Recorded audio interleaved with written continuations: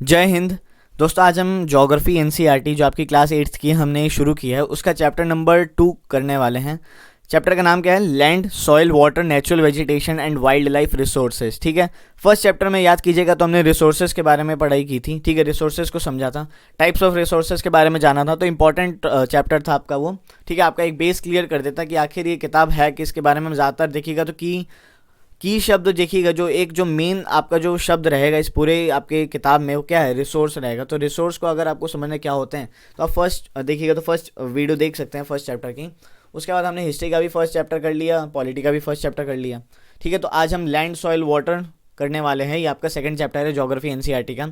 नए हैं चैनल पे तो केसी को सब्सक्राइब करिए, केसी यानी नॉलेज कैसल को सब्सक्राइब करिए, सपोर्ट दिखाइए अपना, वीडियो को लाइक कर दीजिए, अपने दोस्तों में शेयर कीजिए। ठीक है, और बने रहिएगा एंड तक। इस वीडियो के साथ आपको बहुत सारी ज्ञान मिलने वाला है। देखिए, और पहली चीज़ मैं आपको बता दूं कि इस वीडियो को नहीं, इस चैप्टर को हम देखिएगा तो काफ़ी पार्ट्स में तोड़ेंगे। काफ़ी पार्ट्स में कैसे तोड़ेंगे? आज हम करेंगे लैंड रिसोर्सेज के बारे में थोड़ा बहुत जानेंगे। उसके बाद सॉइल, वाटर, नेचुरल वेजिटेशन, मतलब 3-4 पार्ट आपके लगेंगे इस वीडियो को, क्योंकि डिटेल में समझाना है। ठीक है, डिटेल में समझना ज़रूरी है। चलें शुरू करें। आइए चलिए शुरू करते हैं। तो लैंड के बारे में देखेंगे हम। ठीक है, तो यहाँ पे फर्स्ट पॉइंट क्या लिखा हुआ है दोस्तों? Land is among the most important natural resources. ठीक है, लैंड क्या है देखिएगा तो हमारी पृथ्वी पे, इस प्लैनेट पे वन ऑफ द नहीं शायद मोस्ट इंपॉर्टेंट नेचुरल रिसोर्स है। क्यों है? काफ़ी सारे आपके जो इंपॉर्टेंट जो मिनरल्स वगैरह हो गए, रिजर्व्स वगैरह हो गए, फिर एग्रीकल्चर हो गया, इंडस्ट्रीज़ वगैरह होगी, रोड्स बन रहे हैं, हाईवेज बन रहे हैं, एयरपोर्ट्स बन रहे हैं। ठीक है, रेलवेज़ हैं। ठीक है, रेलवे लाइन बच रही है। आप जहाँ रहते हैं, ठीक है, आप जहाँ रहते हैं, ठीक है, आप अपने घर में हो गए, क्रिकेट जहाँ खेल रहे हैं, तो ये सब कहाँ होते हैं? ये सब कहाँ होता है? लैंड पे होता है, धरती पे होता है, ज़मीन पे होता है। ठीक है, जो हमारी सतह है, हार्ड सरफेस है, जहाँ पे हम अपने पैर रख सकते हैं। ठीक है, तो ये one of the most important natural resource हैं। और रही बात इसकी साइज़ की कि लैंड कितना है हमारी पृथ्वी पे, तो ये देखिएगा तो ऑलमोस्ट 30% टोटल एरिया कवर करता है हमारी पृथ्वी का। लैंड अर्थ सरफेस का ये टोटल 30% ही कवर करता है। और ज़रूरी नहीं है जो ये 30% जो कवर करता है पृथ्वी की सरफेस का, ये सारा हैबिटेबल हो, रहने के लिए देखिएगा तो अच्छा तरीके से कंडीशन हो। यहाँ पे नहीं होती हैं। क्यों नहीं होती हैं? काफ़ी सारा आपका एरिया देखिएगा तो फॉरेस्टेड यानी एरिया में देखिएगा हैबिचुअल, मतलब हैबिटेबल इतनी जगह जगह मतलब नहीं है कि हर जगह आपको रहने के योग्य मिल जाए वो जगह। जैसे अमेजोन फॉरेस्ट में उतनी कंडीशन देखिएगा तो आपके लिए फेवरेबल नहीं है। फिर आपका देखिएगा तो अंटार्कटिका में ज़मीन बहुत बड़ी है, ज़मीन बहुत ज़्यादा है, पर क्या हम वहाँ पे देखिएगा रह सकते हैं? नहीं रह सकते अभी तो फ़िलहाल।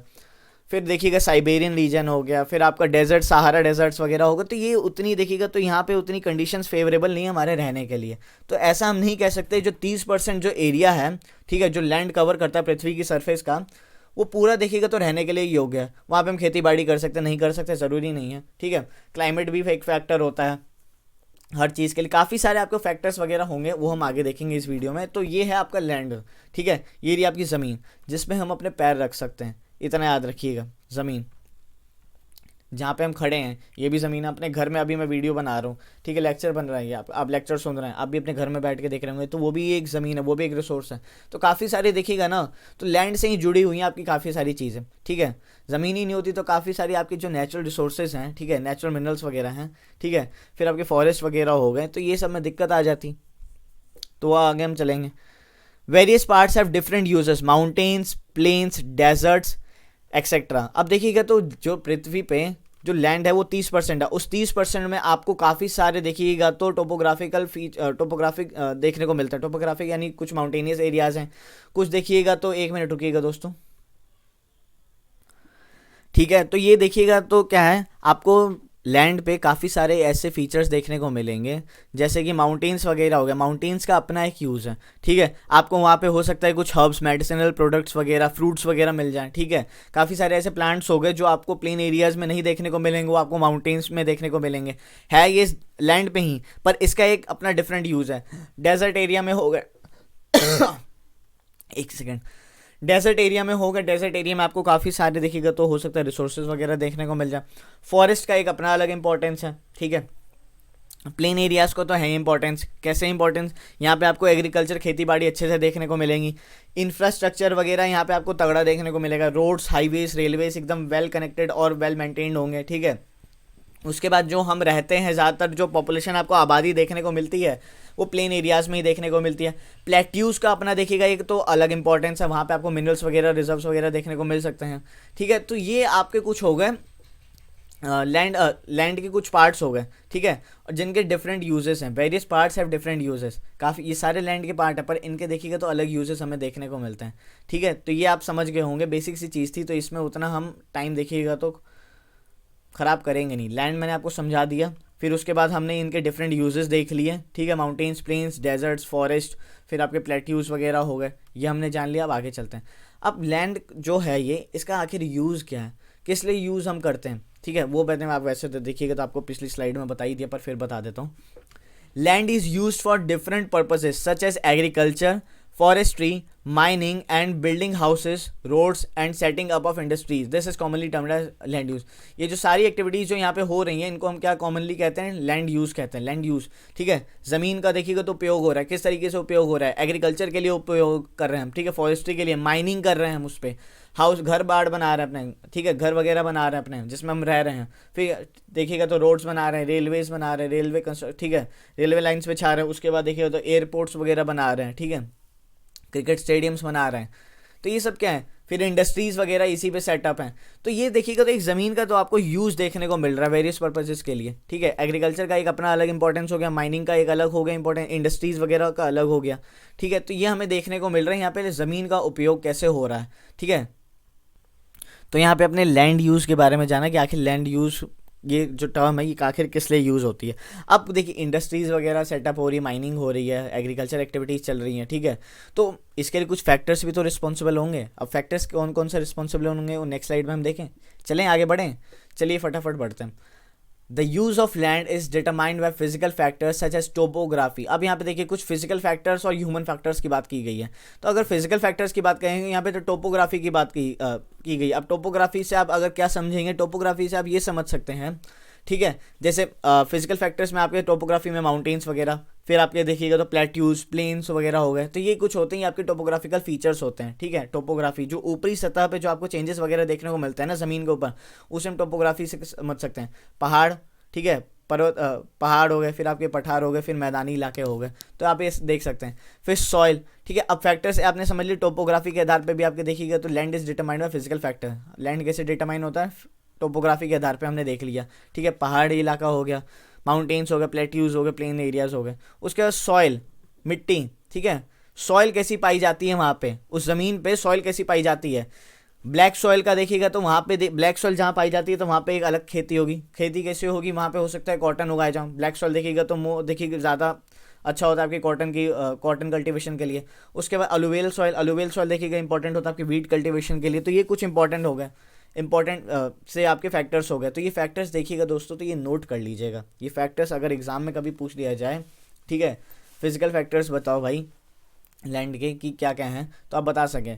क्लाइमेट मोस्ट इंपॉर्टेंट है। ठीक है, क्लाइमेट कंडीशन कहाँ पे है, सॉरी किसी एरिया की क्लाइमेटिक कंडीशंस कैसी है। इक्वेटोरियल एरिया में देखिएगा तो हो सकता है वहाँ की क्लाइमेटिक कंडीशन कुछ और हो, तो वहाँ पे हो सकता है काफ़ी सारी जो एक्टिविटीज़ आपकी, खास करके अगर एग्रीकल्चर एक्टिविटीज़ को हम अगर हाथ में लेके दिमाग में लें तो एग्रीकल्चर एक्टिविटीज़ में आपको काफ़ी सारी डिफरेंस देखने को मिलेगी। कैसे देखने को मिलेगी, वो क्लाइमेट उस पर बहुत ज़्यादा डिपेंड करता है।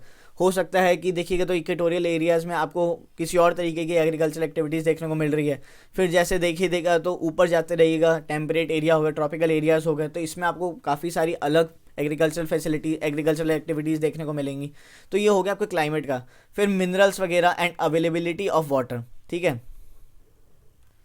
फिर एक मिनरल्स भी देखिएगा तो आपका एक फैक्टर होता है, और अवेलेबिलिटी ऑफ वाटर, वहाँ पे पानी की कितनी मात्रा अवेलेबल है। ठीक है, पानी कितना है उधर, पानी भी तो चाहिए होता है यार। ठीक है, अब लैंड को अगर बेस्ट यूटिलाइज़ करना है तो पानी की तो ज़रूरत पड़ती ही है, खेती बाड़ी में देख लीजिए।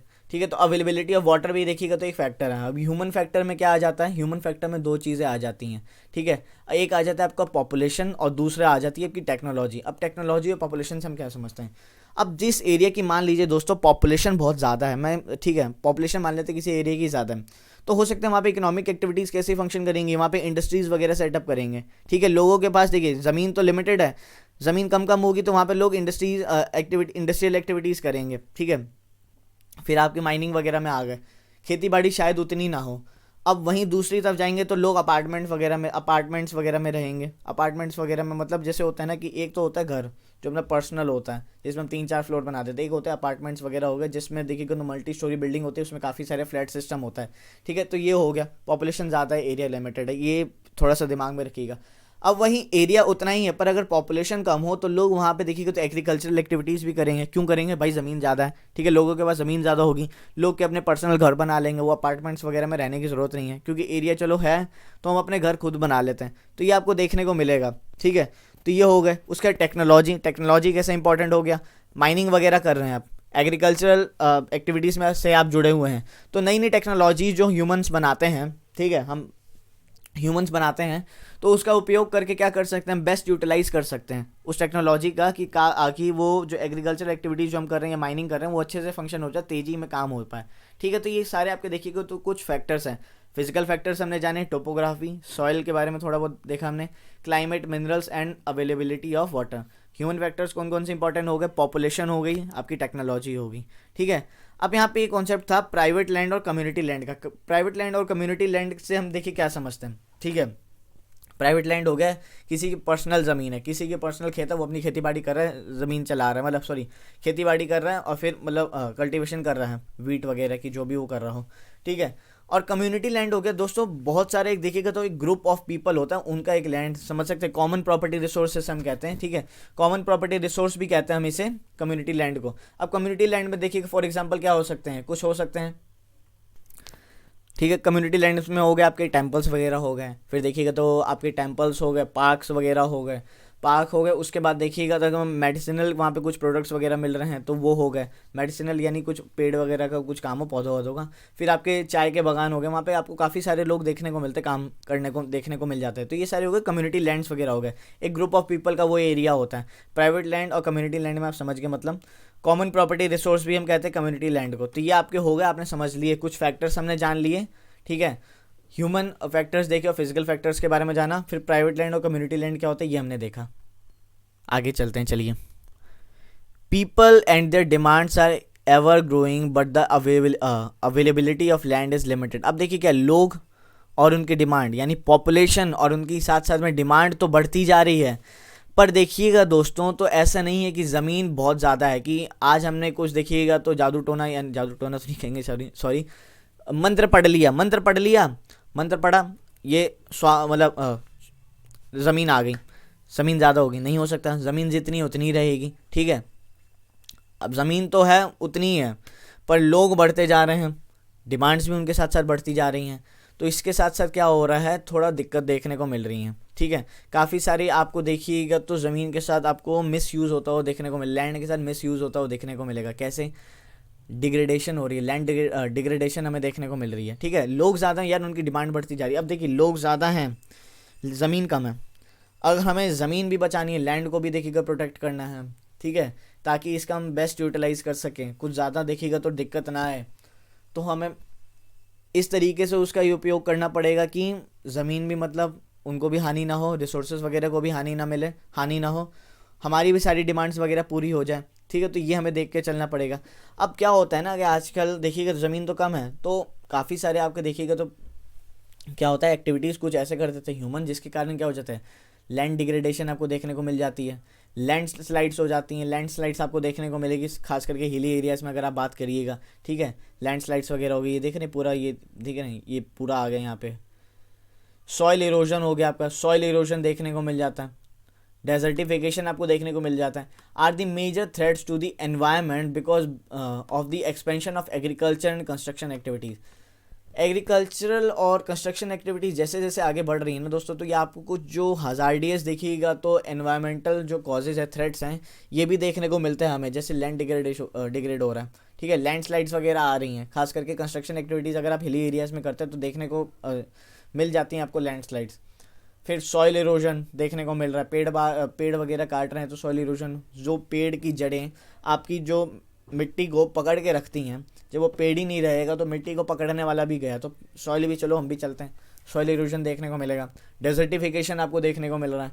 तो ये सारे जो देखिएगा तो एक तो मेजर थ्रेट्स आपको देखने को मिलते हैं हमारे एनवायरनमेंट के लिए। ठीक है, फिर ये सारे का प्रभाव आपको ओवरऑल देखिएगा तो क्लाइमेट चेंज पे भी पड़ जाता है, ठीक है। तो ये सारी चीज़ें आपको दिक्कत देखने को मिलती है क्योंकि ज़मीन लिमिटेड है। सिंपल सा अगर देखिए ज़मीन लिमिटेड है, अगर बेस्ट पॉसिबल वे में उसका उपयोग नहीं किया गया तो फिर यही सब दिक्कतें देखने को मिलेंगी, ठीक है। क्योंकि लोग तो बढ़ रहे हैं, पॉपुलेशन इंक्रीज़ हो रही है और लोग बढ़ेंगे तो भाई साहब उनकी डिमांडें भी बढ़ेंगी, ठीक है, डिमांड्स वगैरह भी बढ़ेंगे, तो ये हमें दिक्कत देखने को मिलती है। आगे चलते हैं, ठीक है। Conservation of land resources, conservation of land resources से हम क्या समझेंगे कि आखिर भाई साहब ऐसा क्या कर सकते हैं हम कि हम ज़मीन को अपनी बचा पाएँ, लैंड रिसोर्स जो है उसे प्रोटेक्ट कर पाएँ, कंजर्व कर पाएँ, ठीक है। तो growing population and their ever growing demand has led to a large scale destruction of forest cover and arable land and has created a fear of losing this natural resource, ठीक है। अब क्या हुआ है, जैसे जैसे पॉपुलेशन इंक्रीज़ हो रही है उनकी साथ साथ में डिमांड भी इंक्रीज़ हो रही है, मैंने आपको बताया। तो इसके कारण क्या हो रहा है, लार्ज स्केल आपको डिस्ट्रक्शन देखने को मिलता है फॉरेस्ट का, फॉरेस्ट कवर जो एरिया है उसको डिस्ट्रक्ट मतलब समझ सकते हैं बर्बाद कर दिया जाता है। बर्बाद कैसे, काट रहे हैं, ठीक है, काट रहे हैं, वो ज़मीन की बैंड बच चुकी है अब, ठीक है। जो वहाँ पे फॉरेस्ट में जो सॉइल वगैरह थी, सॉइल को जड़ों ने पकड़ रखा था, ठीक है। अब फॉरेस्ट पेड़ तो गए साथ साथ में वो सॉइल की भी गई, सॉइल इरोजन भी आपको देखने को मिलेगा, बंजर ज़मीन बन जाती है, ठीक है, बंजर ज़मीन बन जाती है। तो इससे क्या हो गया ना, एक fear of losing natural resource create हो गया। क्यों यार, अगर इस तरीके से अगर हम लैंड का उपयोग करेंगे, डिस्ट्रक्ट कर देंगे, मतलब देख रहे हैं डिस्ट्रक्शन अपने आप में ही देखिएगा तो एक बहुत ही बड़ा शब्द है ये डिस्ट्रक्शन, ठीक है। तो ये डिस्ट्रक्शन जो शब्द है ना, इसी के साथ साथ मैंने एक और शब्द जुड़ा होता है, देखिएगा तो ये फियर, ठीक है। तो फियर डिस्ट्रक्शन, देखिए अगर डिस्ट्रक्ट करेंगे तो फियर भी है भाई साहब कि हम इस नेचुरल रिसोर्स को खो भी सकते हैं, तो ये भी देखना ज़रूरी है। अब इसके लिए क्या क्या हम चीज़ कर सकते हैं कि हम कंजर्व कर पाएँ इस रिसोर्स को, ठीक है, कि ताकि हम डिस्ट्रक्शन से भी बच सकें। और डिस्ट्रक्शन होगी नहीं तो फियर का, तो डर का तो कोई मतलब ही नहीं है, ठीक है। तो एफोरेस्टेशन कर सकते हैं, पेड़ लगाओ भाई, पेड़ वगैरह लगाते हैं ना, लगाते हैं काफ़ी, आप लोग भी लगाते होंगे, नहीं लगाते हैं तो यार कोशिश करो लगाओ, ठीक है। पेड़ वेड़ उगाओ, पौधे वौधे उगाओ, कुछ भी उगाओ, ठीक है। लैंड रिक्लेमेशन, ठीक है, लैंड रिक्लेमेशन हम कर सकते हैं। लैंड रिक्लेमेशन यानी लैंड रिक्लेमेशन से आप ये समझ सकते हैं कि जो ज़मीन बंजर है, जहाँ पे आप खेती बाड़ी नहीं कर सकते, उस ज़मीन को कैसे भी करके कुछ टेक्नोलॉजीज़ वगैरह का, फिर हो गए पेस्टिसाइड, फर्टिलाइजर जो भी आते हैं आपके उपयोग करके उसे एक एग्रीकल्चरल यूज़ के लिए लैंड तैयार कर दो। कि वहाँ पे अगर लैंड रिक्लेम का ही मतलब हो गया है, लैंड हम रिक्लेम कर रहे हैं, यानी बंजर ज़मीन जो है उसे ऐसा तैयार कर दो कि फिर से उस पर एग्रीकल्चर खेती बाड़ी हो पाए, ठीक है। अब यहाँ पे regulated use of chemical pesticides and fertilisers की बात की गई है कि पेस्टिसाइड्स और केमिकल पेस्टिसाइड्स और जो फर्टिलाइजर्स हैं इनका रेगुलेटेड यूज़ करना चाहिए, ठीक है। ज़्यादा मात्रा में अगर हम कर देते हैं तो जो सॉइल होती है ना, मिट्टी होती है, तो उसको काफ़ी तकलीफ़ होती है, ठीक है, तकलीफ़ होती है तो फिर आपको दिक्कतें देखने को मिलती हैं, ठीक है। फिर यहाँ पे एक और दिक्कत आ जाती है ओवर ग्रेजिंग की। ओवर ग्रेजिंग यानी देखिए आपके पास, मान लीजिए आपके पास तो पता नहीं चले, बार बार आ जाता है आपके पास, जैसे आपने देखा होगा गाय हो गई, फिर आपकी भेड़ बकरी होगी, तो ये सब क्या करते हैं, घास वगैरह खाते हैं। तो घास वगैरह खाते हैं तो ये क्या करते हैं, जो घास होती है ना उसको अपने मुंह से पकड़ के ना एकदम खींचते हैं। तो खींचते हैं ना तो सॉइल भी उनके साथ, जो upper layer of the soil होती है वो भी साथ साथ आ जाती है। तो जिसके कारण क्या होता है, अगर एक बड़े इलाके में और ग्रेजिंग कर रहे हैं तो इसके कारण क्या होगा, सारी मिट्टियाँ बाहर आ गई तो लैंड आपकी बंजर बन सकती है, बंजर ज़मीन बन सकती है। हो सकता है कि कुछ टाइम बाद सारी अपने भैंसों ने, मतलब गायों ने काम कर दिया, या जो आपके क्या बोलते हैं बकरी, आपकी शीप्स वगैरह होगी, इन्होंने काम कर दिया, वहाँ पे कुछ बचा ही नहीं। तो इसके लिए क्या है, गवर्नमेंट ऐसा कर सकती है, गवर्नमेंट कह सकते हैं हम भी, यार देख लीजिए, मतलब एक ऐसा रेगुलेट करना चाहिए कि एक स्पेसिफिक एरिया हो जहाँ पे अपनी ये जो गाय बकरी भैंस जो भी हैं इसे ग्रेज करा सकें, ठीक है, वो अपनी घास खा सके। क्योंकि वो देखिएगा तो आदमी इंसान तो है नहीं, ह्यूमन तो है नहीं गाय भैंस, ठीक है, कि अगर वो तमीज़ से खाएंगे कि हमें भाई साहब ऊपर का घास खाना है, ऐसे नहीं खींचना है कि उस मिट्टी भी बाहर आ जाए, ठीक है, तो उन्हें इतनी तमीज़ तो होती नहीं है। तो ये सब कुछ है, ये सब हमें देखना पड़ेगा। Are some of the common methods use to conserve land resources, ये कुछ कॉमन रिसोर्स मेथड्स हैं जिससे हम क्या कर सकते हैं, अपने लैंड को कंजर्व कर सकते हैं, ठीक है, लैंड रिसोर्सेज को कंजर्व कर सकते हैं। अब वो डिपेंड करता है कि कैसे करते हैं हम, पर करेंगे, ठीक है, धीरे धीरे ही होगा। क्योंकि यार देखिए एक्टिविटीज़ जो है ना, ये हम जो इंफ्रास्ट्रक्चरल एक्टिविटीज़ हो गई, कंस्ट्रक्शन एक्टिविटीज़ हो गई, एग्रीकल्चर हो गया, ये तो होंगी तो जाहिर सी बात है ये डिस्ट्रक्शन भी होगा। अगर इस डिस्ट्रक्शन से बचना है, ठीक है, तो ये एक्टिविटीज़ भी करने लग जाओ यार, ठीक है। एफोरेस्टेशन, लैंड रिक्लेम करना टेक्नोलॉजी के साथ उपयोग करके, फिर देखो, फिर रेगुलेट करना चाहिए केमिकल पेस्टिसाइड्स और फर्टिलाइजर्स का जो बेधड़क तरीके से यूज़ हो रहा है। ओवर ग्रेजिंग, जो ओवर ग्रेजिंग हो जाती है जानवरों के लिए, मतलब जानवरों के द्वारा, उसको भी देखिएगा तो कंट्रोल थोड़ी बहुत करना होता है, ठीक है। तो ये सब हमें देखना पड़ता है। तो बस आज के लिए देखिएगा तो इतना ही चैप्टर था आपका, पेड़ उगाइए, अफोरेस्टेशन। फर्स्ट पार्ट था लैंड रिसोर्सेज के बारे में हमने जाना।